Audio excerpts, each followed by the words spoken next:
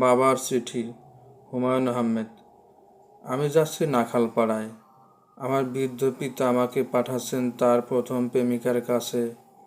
আমার প্যান্টের পকেটে সাদা খামে মোড়া বাবার লেখা দীর্ঘ পত্র। খুব যত্নে খামের উপরে তিনি তার প্রণয়নীর নাম লিখেছেন। কে জানে চিঠিতে কি লেখা। তার শরীরের সাম্প্রতিক অবস্থা বিস্তারিত বর্ণনা। রাতে ঘুম হচ্ছে না, রক্তে সুগার বেড়ে গেছে, কষ্ট পাচ্ছেন হাঁপানিতে, এইসব হাবিজাবি। প্রেমিকার কাছে লেখা চিঠি বয়সের ভারে প্রসঙ্গ পাল্টায়, অন্যরকম হয়ে যায়।